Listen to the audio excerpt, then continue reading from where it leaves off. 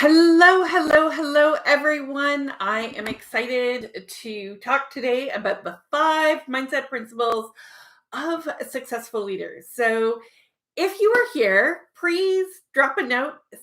Let me know who you are, where you're coming from. Excited to connect with you. Feel free to post questions or comments as we go and talk about 5 mindset principles of successful leaders. And I'm going to do this a little differently than I think what other mindset topics talk about. But I really want to help you think about and reflect on the mindset that you currently have and the mindset that as you work your way through leadership helps you move, helps you lead others better so that you can be a more successful leader. For those of you who don't know me, my name is Nancy Michelli, and I have worked for 25 years in the oil and gas and engineering industry. I have moved my way up organizations into leadership positions, and I have successfully saved one company 9 million in 9 months. I saved another company 3 million on a $20 million project and came 6 months ahead of schedule. I have also coordinated working unions, corporations, and construction companies together so that they can be even more successful in the future by aligning to a common goal. And many of the mindset things that I'm going to discuss here, I have learned and I am still growing as I move into the coaching world and really focus on helping women move up the corporate ladder, especially, but both men and women succeed even more with confidence in their abilities to be leaders. Because when we have more leaders and when we create more leaders, we are able to amplify the success in corporations. And so today we're going to talk about 5 mindset that as a leader you want to have and you want to explore with yourself so that you can be more successful. So let's dive right in and get to mindset number 1. And this is your vision as a leader. And so vision is really, what is that image? What is that idea of where you want to go? And behind vision, you will hear things like Simon Sinek, who's really, really big on your why. So when you're creating your vision, it is, why do you want to move in that direction? And so this doesn't matter if you are CEO or if you are new in that company. You can still own and have a vision, an image of where you want to go, and that why driver that's underneath that vision. And so visions can be done in a variety of different ways. And I help people actually build their vision or their brand statement around what their leadership vision is. And so when you're trying to create a vision, it's kind of like, what is the mission that we're trying to do, that we're trying to achieve? So, for example, Martin Luther King, right? He had a vision. It was clear that vision came from this imagination that he surrounded the the United States with at the time in his I Dream speech. But he was really clear on what it is that he wanted, right? He was very clear on his ability and his desire that Black people have that same level of experience and opportunity and be treated the same in the world. And as we move through the world, that is a leadership perspective, right? Leadership perspectives are around creating more diversity in corporations. Leadership perspectives and visions could be on the growth of your company. And the reality is, the more you're clear on your vision, the more as a leader, you know your why, you know your vision, life becomes easier because now you can start to make decisions really clear around your vision. So, as a leader, my first thing that I always recommend and that I always connect people with is, what is your vision? And like I said, it doesn't matter what level of the organization it is. When I was a project manager, my vision was around that project, was around the success of that project. As you move up the corporate ladder, your vision, maybe your relationship with customers, maybe the bigger impact that the company is having. So, the more clear, the more you are able to determine your vision and set that vision really, really clear in your mindset, the easier life becomes, the easier it is to lead and set the example. So, vision is the first thing. The second thing is now your mindset around alignment. And how do you get alignment in your team? So, years ago, I had a belief that if I had procedures and I had rules and steps in place, then it was easier to get my team moving forward. And I worked with a company. I was running a turnaround and we were being evaluated by this company. And this company evaluated us on two sets of metrics. So the first was, they had a pyramid that related to all our procedures, policies, all of those things that were in place. And then the second metric was actually our alignment to those procedures and policies. Where was everybody in relation to them? Did they believe in them? Did they find them of value? How was that? And so when we got audited for this turnaround, the auditors came back and pretty much told me that it was going to fail miserably, right? I was going to be millions of dollars over budget and I was going to be millions of dollars behind schedule. And so I said to them, which trigger, like, what can I do to help minimize this impact? And what they said was, they had a sense that being aligned and having team alignment was more important than having all the rules and the procedures. And that is alignment to the vision, alignment to the goal. So if I simplify this, I want to think about, when you're working with your team and when you're leading, how well aligned are you to the direction that you're going? And how well is your belief system and your mindset as a leader around how your team should be aligned? And what I discovered when I started to do this was, it wasn't necessarily about how my team needed to get there and my mindset that everybody needed to follow the same path, the same pattern and rules to get there. It was more about, are they aligned to the goal and the vision? And as I started to discover alignment more, I started to notice this with other organizations that I was working with. And so I was doing an audit in another organization, and this team was action takers. They had really great people who were out there ready to do and take action. And so I described this as, their problem was going west. So, as an organization, their leadership was like, okay, we need to go west. We know that we needed to go west.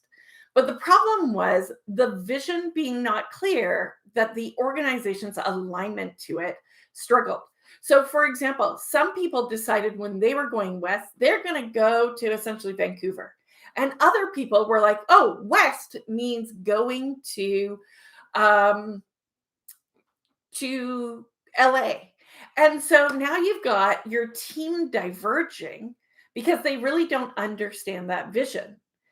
But if you can get them clear on that vision and help them all see that position, one of the things that I've learned from a leadership perspective is that when my team is aligned, when they are then empowered to use their knowledge, their strengths, their skills, and I don't over control it, they actually perform better and they are able to outperform what I believe is the right way to do it. Because by being open, by opening your mindset to accept the different ideas on how each individual achieves their results, the better they will do. So, my second philosophy for leadership is start to look at alignment. What is your alignment and what are your belief systems around how to do something versus the alignment of your corporation? As a leader, sometimes we need to get out of the way of our team and just help them be aligned on the mission and the vision as to where they're go and let them explore and be excited about that philosophy. Okay, so number 1 was vision. Number 2 is alignment. Number 3 is developing this thing called a growth mindset. So Carol Dweck is really, really probably the most famous woman in relation to growth or fixed mindsets. And one of the things as a leader is to be able to reflect on ourselves and try and decide, am I holding myself back? Am I holding my team back because I have a fixed mindset? And that fixed mindset is like, it must be done this way. And as I said earlier, when you have a fixed mindset and direct your team from that perspective, you'll struggle to get alignment. But if you can open up and go into a growth mindset, I think the greatest leaders in the world continue to work on themselves and continue to grow and realize that there's opportunity within themselves and within learning different techniques. So, for example, 2 weeks ago, I discovered a new style of communication called the process communication model. And I am so fascinated by this model, which was developed by NASA with research in NASA to try and ensure that the astronauts, while in space, communicated better. And now is also used in Pixar movies to define all the characters in it. But if I had a fixed mindset, I would stay stuck in this belief that how I learn to communicate and how I'm being taught is the right way. But because I have a growth mindset, I am now fascinated by this learning, by this opportunity that is coming into me to help me be a better communicator, to help me be able to share with you. So, as leaders, when we can get out of our own way and start to pay attention to what those blocks are, what those beliefs are that we have in ourselves, and move into more of a growth mindset of being open, of being willing to take in ideas and concepts, then when we apply that to alignment and when we apply that to vision, all of a sudden opportunities that we didn't even realize existed start to become available to us. And as leaders, you can actually start to open up. You can start to be like, cool, let's try these different things. And you can start to help your team and lead the people that you're with to greatness because they see that openness, they see that flexibility that you have in yourself. And it gives more opportunity as well for your team to develop themselves, to step up and move forward. Next one, number 4 in my 5 mindsets for successful leaders is the mindset of belief in your employees. And I have always had this internal belief that my team, that the people who are working for me come to work wanting to do a great job. And so it is my responsibility to give them that freedom. Now, sometimes leaders, and I've heard numerous, especially when I look at COVID and people are like, oh, I can't find people to come back and work for me. The question is, what is the message that you're portraying? Are you portraying a message that says, I believe that you want to come and do a great job? I believe in you, and I am here to help you achieve those results.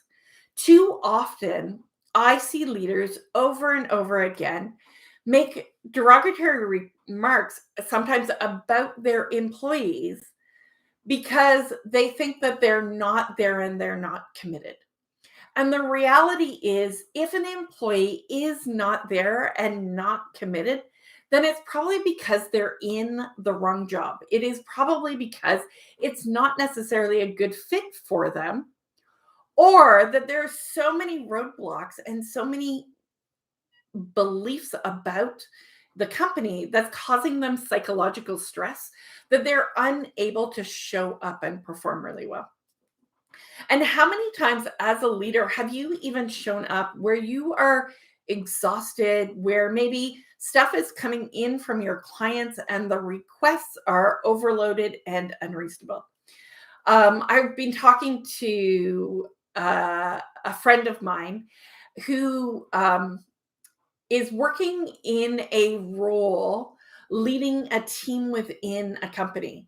And the feedback that that person is getting is that you just need to provide me more employees. You just need to provide me more staff from a contractor position, as if they magically exist out of thin air. And the lack of caring or the lack of awareness of being able to realize that the community has a large volume of work going on, and so that the resources aren't available. It's kind of like, I don't really care. It is your job to fix it and make it happen. When we do that as leaders to our employees, to our contractors, to other workers, right? We set these bars high because we haven't either planned, we haven't created a vision, we haven't figured out the alignment that they need. We then cause people who potentially are really good workers and do want to perform really, really well to start to create roadblocks for us. And so I say, as a leader, if you start with the belief that your employees want to do a good job for you, that your contractors want to do a good job for you, that all of the people around you want to do a great job for you, then you've got a better opportunity about helping them step up and helping them achieve the results. And as a leader, you can now start to work back up that chain of, okay, what is my growth mindset? What is it that I need to do to change, to shift, to help so that we can move things forward? The next is, what is the alignment that if I had my employees and my contractors and my other clients or contractors working for suppliers that will help us move in the direction of the vision that I want to go? So realize that your employees are showing up with the desire to do really, really great work. And yes, you may have one or two who, right at the moment, don't fit with your company. And that requires you to have a quality conversation. And maybe it's just a different position. Maybe it's an alternative work stream. Maybe it's helping them find a position that works really well for them. But when you see your employees in stress, it is usually because of a leadership philosophy that you have in relation to that employee and to that member of staff. So take a look at your beliefs. What is it that you believe? What is it that you believe about your employees, how they should show up, and how you should connect with them? Now, number 5, and this is kind of my favorite one. And this is where I talk about being nimble. So, as a leader, right, things happen in our career and in our path that require us sometimes to be able to go in a different direction. And some corporations and some companies and leaders have done this really, really well with COVID, and some have not done this well with COVID. So, as we look at maybe COVID and take that as a great example, we can see that certain companies started to like pull back and really start to go, okay, all of my employees are going, I am going to not find work for them. And other companies were nimble and pivoted. So, for example, companies who all of a sudden decided, and I'm looking, I don't have one here, that they're going to help make masks or visors, right? All of a sudden, they started to create new production lines. They started to do different things. I watched alcohol companies and I watched actually one oil refinery in town create alcohol so that we could create more sanitizer, right? All of a sudden, in overnight, we went from not worrying about sanitizer, not worrying about cleaning our hands to going, oh my gosh, we need to create more sanitizer. So all of a sudden, some companies started to pivot. They became nimble. And as a leader, one of the things you need to be able to do is like, okay, my vision is in this direction. But for some reason, things have changed with the company. Things may have changed with a customer or client. Things may be changing within your organization. And so, learning to be nimble, learning to go, which direction can I switch to that helps keep our company going, that helps keep our company growing, that helps me as a leader create surety and certainty with my employees. Because here's the thing, when you are a leader who is nimble, who can create a new direction and create that new vision and say, this is where we're going. What you start to do is create this calmness in your employees. You start to create this calmness in the team around you that says, I have a plan. And when you have a plan and you're really clear on it and you can share that and you can change direction with confidence, with ease, then your employees start to feel safe. They start to believe in what it is that you're saying. They start to believe and trust in that message. So I want you to consider, how is it if you look over the last 18 months to 2 years that we've been into this COVID experience? How have you as a leader shown up and been nimble? How have you been like, okay, I can get us on this new path, this new direction to success, and provide that calmness in your team, in your employees, set things up and be willing to try new things out. Because as soon as you do, as soon as you start to create that vision, that idea, your staff, your team will be more successful. And like I said, it doesn't matter from a leadership perspective where you are in the organization. You can be nimble in the middle of a project.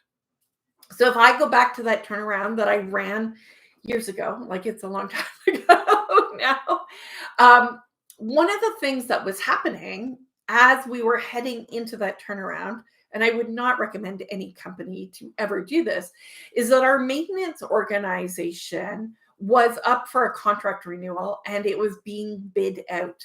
And this is the first time in years that we had done that. And so I was aware that approximately 2 weeks prior to the turnaround, which is heavily invested in the maintenance team that exists there, was that we were going to potentially change contractors. And guess what? We did. And I needed to be prepared. I needed to have that vision ahead of me to go, how can I deal with this? What would I do should this situation and event came up? And I put a lot of reliability on the contractors that I had hired. I had prepared them for this potential event that could happen. Now, conveniently, when we change contractors, yes, the owners changed, but a lot of the same people stayed where they were because that's quite normal when a corporation changes, right? Is this philosophy?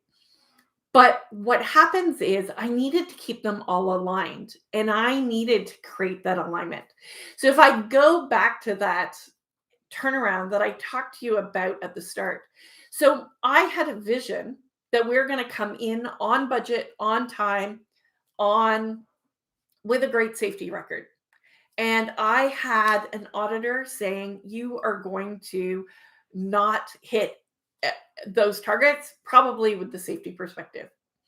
But here's what I did. I created a fun workshop for our organization.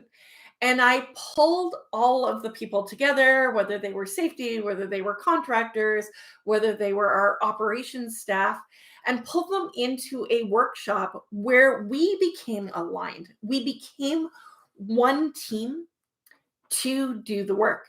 And I hired contractors based on their leadership team. So instead of hiring based on price, based on salary, based on the budget, I actually hired based on leadership team, which was completely unheard of and still unheard of these days.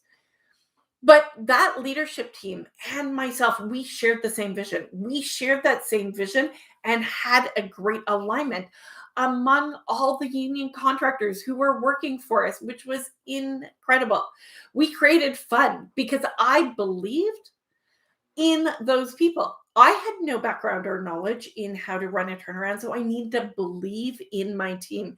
And I believed that if we're aligned on that same vision, that they would show up every day and do their best. And I'll tell you, years later, I would meet the construction guys at other jobs, and they would tell me how much fun it was to work on that turnaround because I believed, I had this 100% belief that they could do it. And I had Nimble plans in place to help my team be able to adjust to the fact that we were going to change, that there was a high chance we were going to change construction.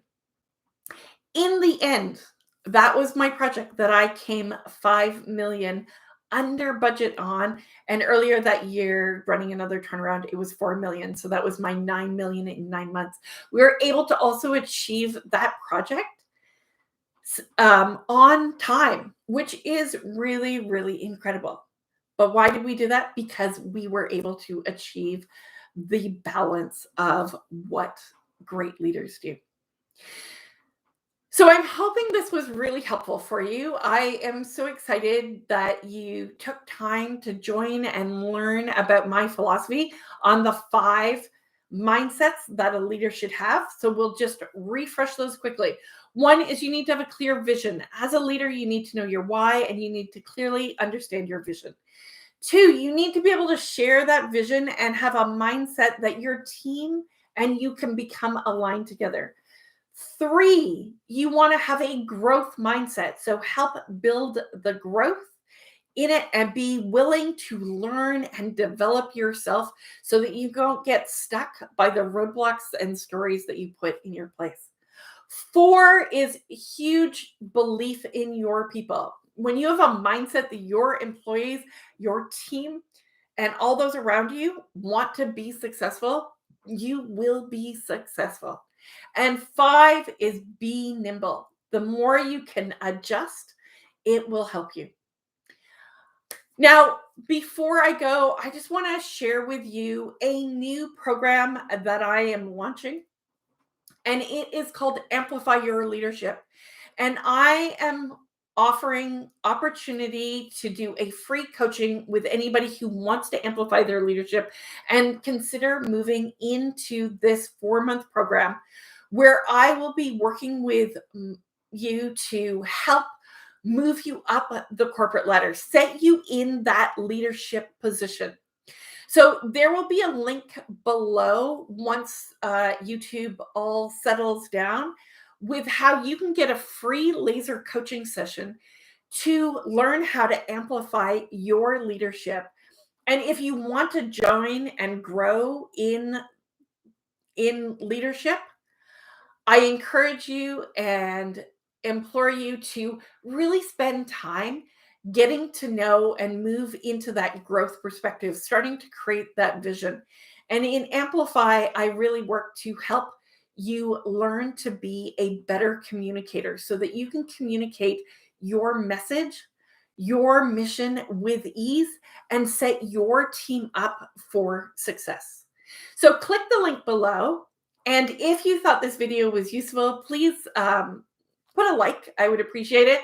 Put any comments or questions that will help me in future videos to be able to share with you ideas and tips on how to be a better leader and hit the subscribe button. And I am so grateful for you to be here.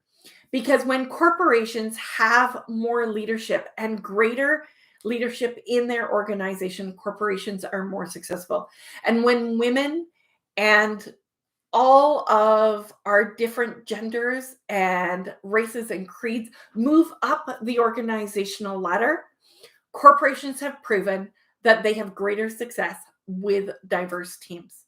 So I encourage you and support you on your path to being an exceptional leader. Cheers.